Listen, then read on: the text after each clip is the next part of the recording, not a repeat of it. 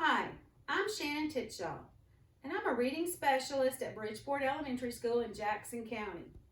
Today I'm going to present my plan for induction and teacher mentoring. Nearly 50% of new teachers leave the profession within the first 5 years. First-year teachers can find themselves overwhelmed with being given too much information at one time. That includes handbooks, standards, rules, warnings, and processes. First-year teachers have mental and emotional stress. Many times they're overwhelmed by the pressure of the new position.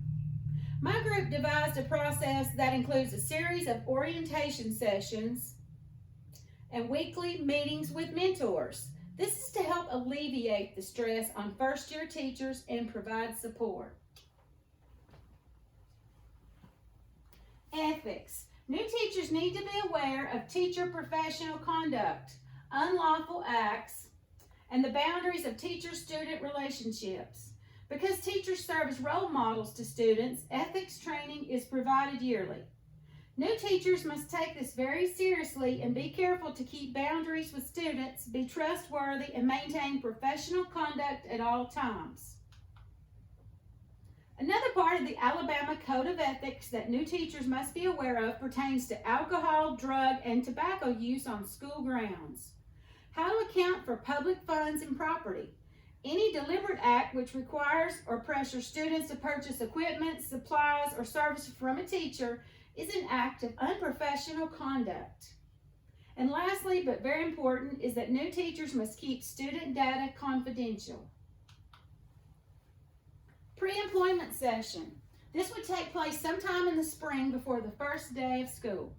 This would consist of an informal reception where the new teachers would receive a district overview, and some of the administrators would give them a welcome message. This would also be a good time to highlight our new mentoring plan.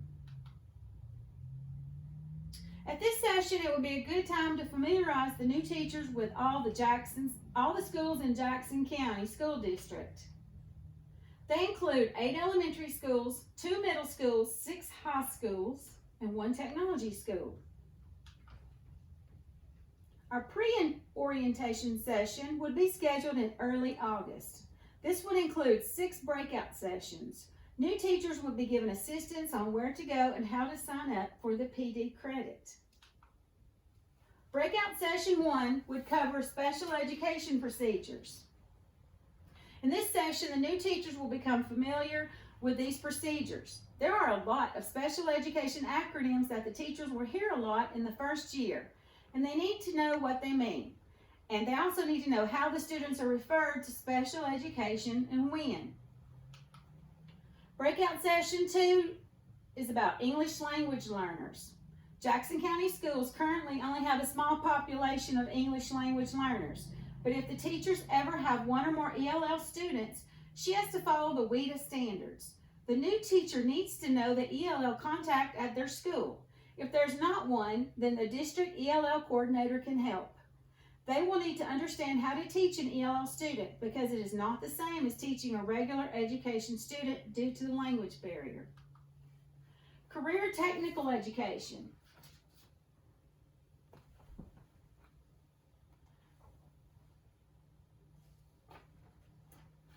I worked at an elementary school, but if the new teacher were to be assigned to a high school, they need to understand the CTE pathways and partnerships with business partners, industry partners, and community colleges. My district stresses that students be college or career ready before graduation. I would also give the new teachers a list of the CTE resources they can use. Technology in the classroom is very important, because students love technology and the teacher will need to know how to monitor it correctly. They will have to know what is available and how to use it. New teachers need to know the technology standards for the grade level they teach. They should be familiar with digital citizenship. This is so that they'll know how to teach the students to use technology safely and responsibly with the K-12 curriculum, lesson plans, trainings, and family support. Breakout Session 5 will cover Alabama's pre-K program and discuss how students apply, they're verified, and selected and admitted to the program.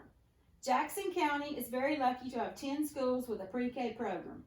Pre-K is a wonderful program that provides children with a foundation for number and letter recognition and social skills before they enter kindergarten.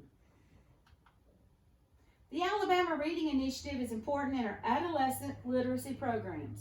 New teachers need to be familiar with the new Alabama Literacy Act and how it will affect the students if they are not reading on grade level by grade 3.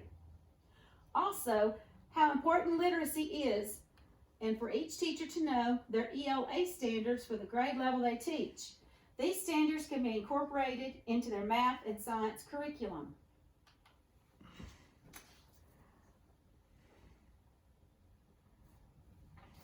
The next slide is our orientation session. This would take place at the teacher's new school. They would meet with the lead mentor and administrators. Here they would receive information for the process of grades, lesson plans, referrals, discipline, and employee responsibilities. 1 week prior to students starting school, we would have a post-orientation session that would include breakfast with our mentor at their schools. As part of the mentoring new teachers, a survey with the qualifications listed would be sent out to see which veteran teacher would like to be a mentor. The qualifications are necessary and would be of the most benefit to the new teacher. Here we see we need 5 years teaching experience, which includes 2 years at the current school. We would have it set up where they would have a mentor-mentee meetings at least once a week, and at least 3 times a year the mentor would observe and give feedback to the mentee. We would also like to encourage the mentee to observe the mentor. Through this process, we learned that this is a wonderful way to build relationships, help improve instructional process, and improve teacher turnover rates.